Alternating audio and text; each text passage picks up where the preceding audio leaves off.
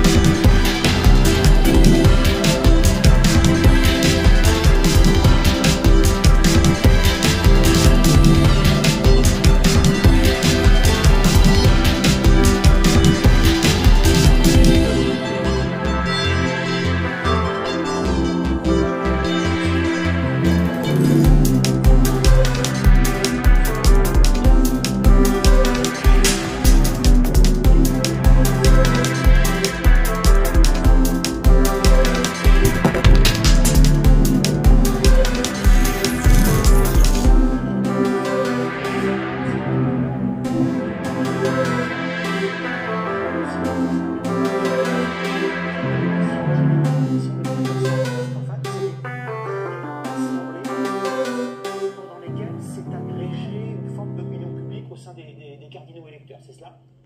On présente son programme.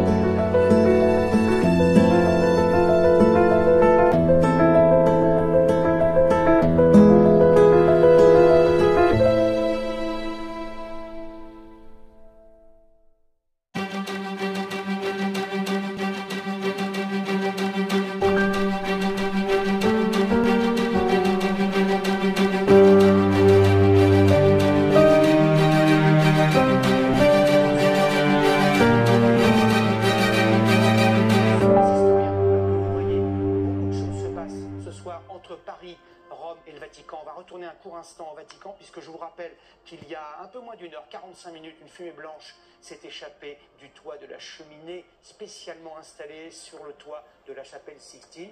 Un nouveau pape a donc été élu au bout de 1 jour et demi seulement de scrutin. C'est-à-dire que les choses se sont décantées extrêmement rapidement. Dans quelques minutes, eh bien, sur cette loggia, sur ce balcon de la basilique Saint-Pierre, un homme français Dominique Morberti annoncera Habemus Papam.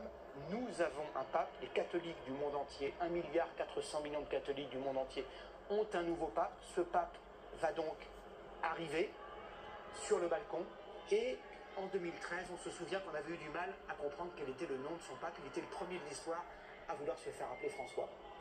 Il faut préciser qu'en ce moment même, les 133 cardinaux électeurs sont en train de prêter le serment d'obéissance devant celui qu'ils ont élu. Ils défilent tous un par un. Le protocole veut que la main du pontife soit baisée et le pape François, là encore, avait refusé et il les avait embrassés. Donc voilà, il se passe quelque chose de très important. L'Église manifeste son unité en ce moment. Margot Haddad, vous êtes sur place. Ah, on retrouvera Margot Haddad finalement plus tard. Le drapeau français, vous le remarquez? Margot, c'est à vous. On le voit derrière moi, des fidèles qui continuent d'affluer sur cette via de la Conciliazione.